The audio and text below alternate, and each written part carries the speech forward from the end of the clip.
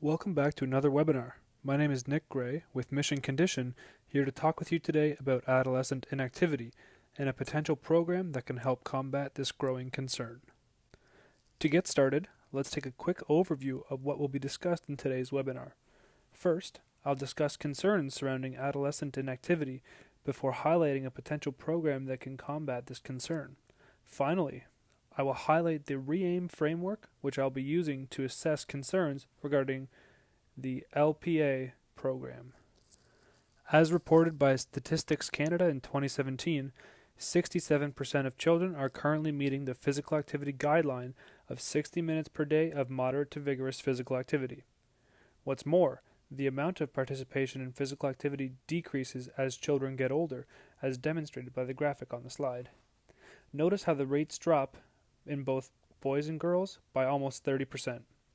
This is an issue because not only is the adolescent period critical for the development of certain motor programs, but it can also lay the foundation for the formation of habits regarding physical activity for later in life, for good or for bad.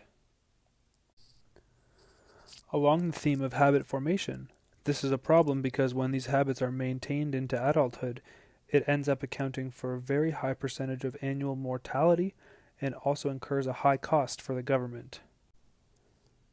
As the age of 12 to 17 is the point where physical activity participation takes a large decline, a high school initiative may help to improve this.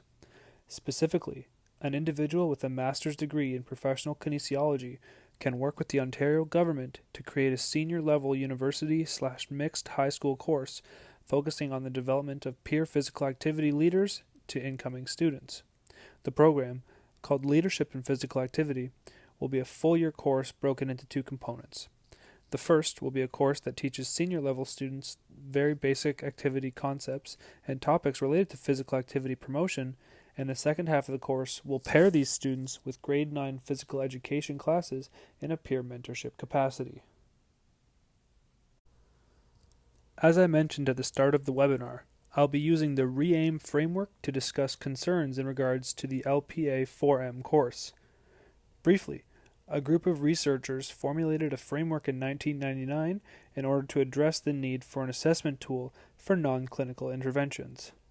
The RE-AIM framework is an evaluation model that emphasizes reach, efficacy, adoption, implementation, and maintenance. We will go over each of these 5 domains briefly. However, a deep dive into the RE-AIM framework is beyond the scope of this webinar. If you wish to learn more about RE-AIM, please see the reference provided at the end of this webinar. Students in Ontario high schools currently require 1 physical education credit in order to graduate high school. This course does not need to be taken in grade 9. However, since the LPA4M course involves peer-to-peer mentorship of the grade 9 students, we will attempt to recruit more students to grade 9 physical education through targeted meetings to grade 8 students in the feeder schools for the high school. This will allow us to cast a larger net onto the student population, and hopefully this leads to increased enrollment of students who do not currently meet the physical activity requirement. Prospective grade 11 students who have demonstrated a capacity for leadership skills in the area of physical education will be identified through consultation of teachers in the physical education department. The efficacy of the program will be evaluated through the use of pedometers. Each student in the PPL10 course will receive a pedometer and will be asked to wear the pedometer as much as possible as part of the course.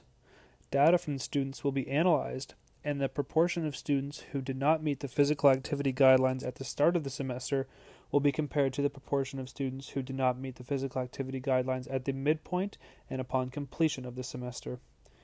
We will use the Graduated Step Index to qualify levels of physical activity as reported by Tudor Locke and Bassett. After a pilot phase in a single setting, the program will be presented, with reports on both the reach and the efficacy, to district school boards for implementation board-wide in high schools. Board officials will also be invited into the pilot school to observe the data collected as well as the organization of the course structure. The MPK professional tasked with creation of the course will develop a program by which teachers can be trained in the implementation of this course. Course materials, such as the curriculum and a guided video series, will be shared with all LPA4M courses to help with fidelity to the program. Furthermore, schools will be divided into region, and these regions will be visited by regional representatives for the program to further assess implementation of the LPA4M program. Yearly workshops will be held during professional development days in order to receive feedback from those schools that have adopted the program, and the feedback will be taken under consideration to improve the program in accordance with the feedback, with the goal of improving the program's reach, efficacy, adoption, and implementation.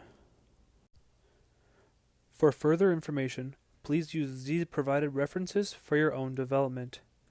Thank you for joining me on another episode of Mission Condition Productions. I'm Nick Gray, and enjoy your day.